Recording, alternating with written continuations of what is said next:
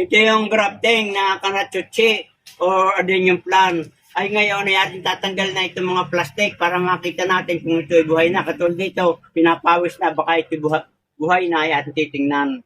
At pagkatapos ay ating malalagyan ng cow manure. O yan mga kabayan, kaya nyo buhay na o. Yan, may suloy na.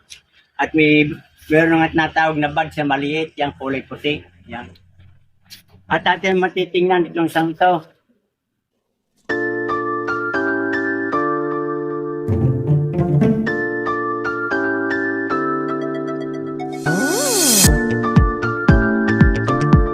Yan, ito mga kabayan, susuluyan na yan. Kailangan natin ng galat na makasingaw. At ito naman yung isa, maganda na rin. Buhay na din siya. Ngayon, ang atin naman gagawin, katulad nito, buhay na din siya. Yan, maganda. Hindi ko lang tatanggalin ito. Dahil hindi pa ganong kapit yung kanyang pinag-graftingan, ay baka bumigay pa. Ay ating lalagyan na ng ating dinurog na cow manure para ito gumanda at bumerdit, dumami yung kanya dahon. Katulad ng inyong nakikita ito, sa inyo maganda at marami siyang bulaklak.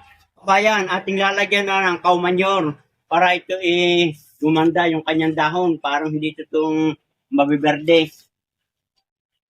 At pagkatapos nating malagyan, atin namang ididiligan para lalong dumami yung kanyang mga branch at gumanda yung kanyang bulas ng kanyang dahon.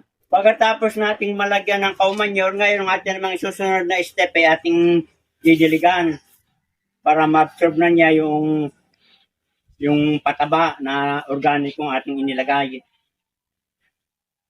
O yan mga kabayan, pagkatapos nating madiligan at malagyan ng cow manure, ay ito mga kabayan, atin ang ilalagay sa shaded part para mas lalo siyang gumanda.